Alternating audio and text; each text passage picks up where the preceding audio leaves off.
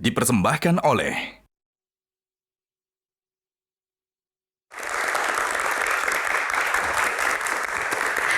Kembali di Q&A masih bersama bintang tamu kita, Rifat Sungkar. Nah, kita pilih box lagi. Mas Rifat, pilih box nomor berapa kali ini?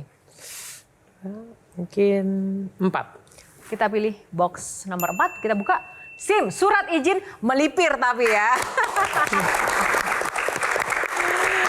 Oke, kita langsung kasih pertanyaan yang pertama. Wendy dulu. Masih sama seperti yang sebelumnya sih. Mungkin kalau misalnya tadi kan Mas Rifat nggak bisa menjawab ya kalau misalnya. Karena dari awal tuh memang udah kepikirannya, udah konsisten dengan pembalap.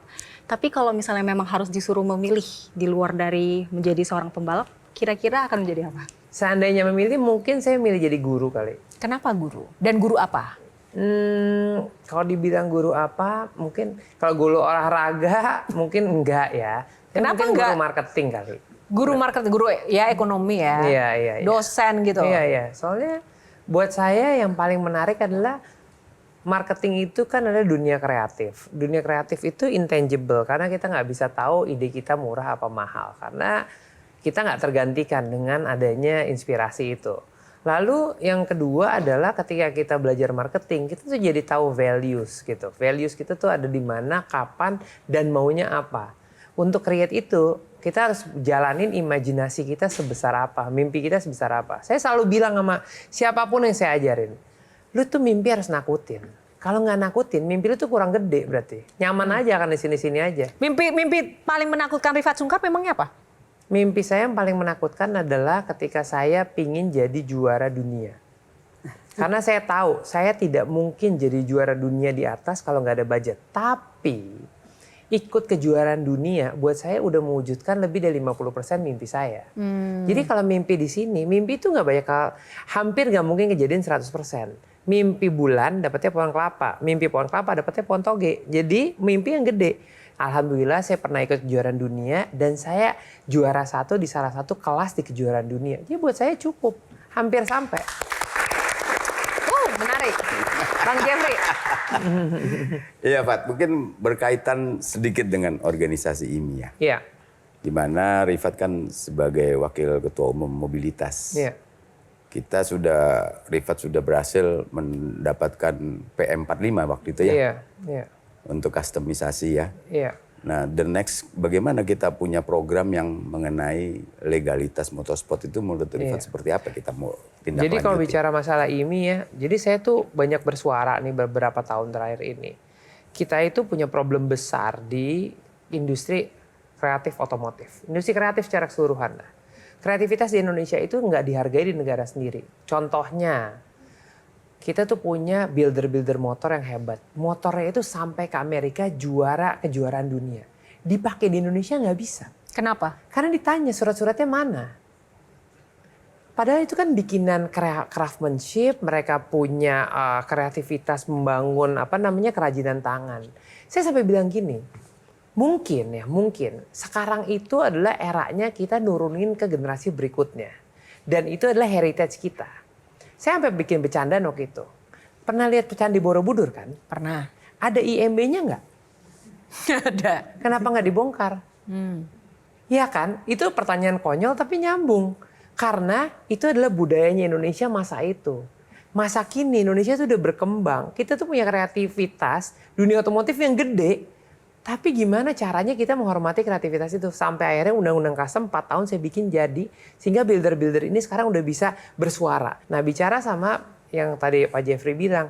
Apa sih yang mau saya kontribusiin ke negara kita untuk prestasi olahraga. Sekarang kita punya sirkuit Mandalika, benar kan? Iya.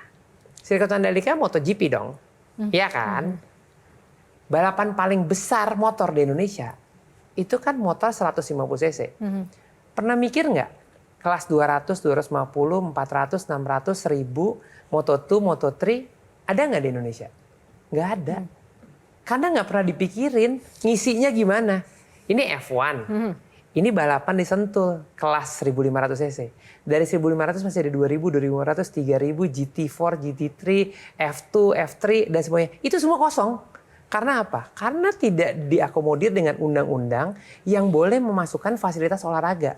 Nah, justru yang menarik dari pernyataan Mas Rifat menjawab pertanyaan Bang Jeffrey tadi bukan masalah kontennya ya, tapi melihat apakah cukup kemudian bersuara melalui IMI saja, kenapa nggak jadi anggota dewan, politisi, atau pengambil kebijakan kan biar bisa mengubah undang-undang itu. Tertarik nggak? PM45 saya rubah undang-undang dengan IMI.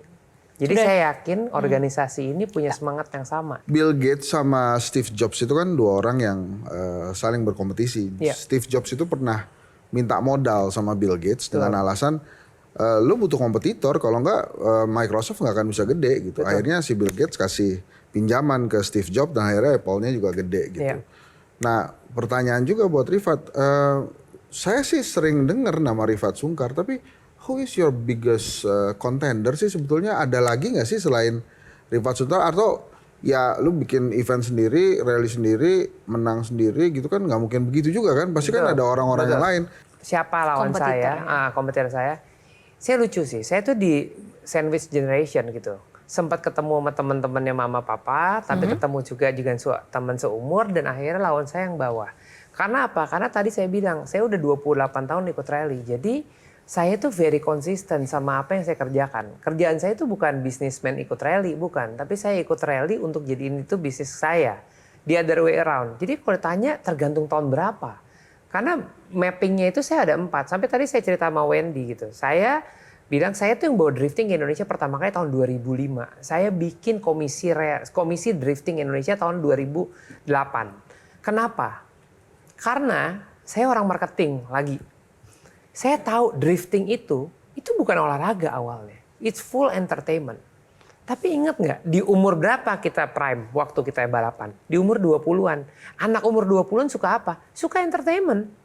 Jadi karena ini potensinya gede, makanya saya care banget. Ini future-nya balapan Indonesia nih. Fokus di belakang ini ada satu foto mobil kan. Ini mobil adalah jawaban tadi. Siapa kontender saya? Waktu saya sempat berhenti ikut rally 8 tahun, saya ingin balik ke Indonesia untuk ikutan. Tapi kalau saya ngikutin ego saya akan beli mobil WRC. Itu ego saya. Cuman kalau saya menang, yang tahu siapa? Anak rally doang. Iya kan? Jadi kebetulan saya ambasadornya merek ini, saya bilang, saya mau bikin mobil rally dari minibus. Terus orang bilang, lu gila bikin mobil rally dari minibus. That's the point. Karena saya akan menjadi atensi dunia. Masa balapan naik minibus 7 penumpang, iya kan? Jadi bukan anak rally doang yang ngasih atensi. Semua pemilik mobil itu. Dan akhirnya ini mobil jadi trending topik dunia. Ketika mobil ini gede, saya colek merek sebelah. Emang nggak mau lawan gua? Tuh ada pembalap hebat kok. Satu lagi, sewa dong dia. Udah, jadi saya dan dia berkompetisi. Akhirnya bukan saya dan dia berkompetisi. Merek sama merek berkompetisi. Ketika merek sama merek berkompetisi, coba apa yang dilakukan sama mereka? Perang marketing kan? Ujungnya yang populer apa? Pembalapnya. Oke. Karena sering diliput sama media. Itu ngerti ya. Satu pertanyaan lagi boleh? Aduh, kayak Enggak, saya mau nanya ke tante nih. oke, sekarang ke karena udah ini ya, udah super clear ya dari ini ya Tante, anaknya. kalau cucu-cucunya jadi pembalap, boleh nggak? Boleh aja. Kebetulan cucu saya 9 sekarang. Pembalap semua? Enggak. Itu gimana ketemunya tante kalau pembalap semua? Kan Kenceng ngebut semua. semua tuh. Susah. Cucunya 9. Kebetulan anaknya Rifat 1 senang balap. Kemudian 3 yang dari Rizal. Jadi 4. 3 atau 4 atlet. Jadi semuanya. Dan saya ikut support sampai sekarang. Kalau mereka balap, mereka pergi ke sirkuit dan lain-lain.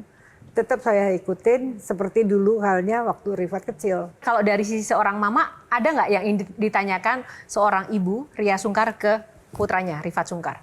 Ya, dengan dunia otomotif sekarang memang fullnya kamu itu kan ke situ. Kemudian apa sebetulnya yang kamu pingin dari kamu dengan apa yang kamu kerjain sekarang, terutama di dunia otomotif ini, dunia otosport ini. Honestly saya udah nggak mau balapan lagi sih. Itu yang Honestly. saya bilang. Iya. Itu yang saya bilang. Rifat mendingan tidak usah balap lagi. Karena untuk selama 20 tahun dia berprestasi, dia menang itu udah hal yang biasa. Menjadi kalah itu menjadi omongan. Ini kan ilmunya kamu itu kepada junior-junior kamu saat ini. Itu waktunya sekarang. Sebetulnya Gitu. foto ini tuh adalah foto momen pikiran saya berubah. Ini foto ini persis banget. Tahun berapa ini? 2021. Apa Yang mana, 2022 bro? ya, Ma ya? Fotonya ada 3. 2000. Ini yang paling di tengah lah. Oh, yang di tengah. Gitu. Ini Setelah 8 tahun saya nggak ikut. Saya ikut datang ke Rally Indonesia dengan mobil 7 penumpang inilah. Saya menang juara 1. Di menit itu lagi nunggu finish nih sebelum foto ini, saya mikir, gila ya, gue seneng sama susah sama sedih itu jadi satu ya. Senengnya adalah saya masih bisa loh menang. Tapi sedihnya, kemana aja mereka 8 tahun, kenapa masih gue yang menang? Nggak pantas nih kayak gini. Akhirnya dari hari itu saya janji, saya bakal ngajarin orang banyak. Makanya sekarang yang juara rally juara 1, 2, 3, 4, 5 murid saya semua. Dan saya sekarang lagi fokus. Dan sekarang saya lagi fokus juga mengembangkan driver-driver perempuan. Kenapa? Suka nggak suka. Konsep yang lagi diikutin sama Wendy, WDC, Women Drift Challenge, itu merubah persepsi balapan Indonesia. Awareness mereka tinggi banget. Ada satu orang juga di rally yang saya lagi create supaya ini perempuan umur 20-23 tahun bisa jadi Rifat Sungkar berikutnya. Nah, kalau saya nggak tahu dia nggak tutupin pintu ntar di rumah. Siapa? Namanya siapa? Jelajahi cara baru mendapatkan informasi. Download Metro TV Extend sekarang.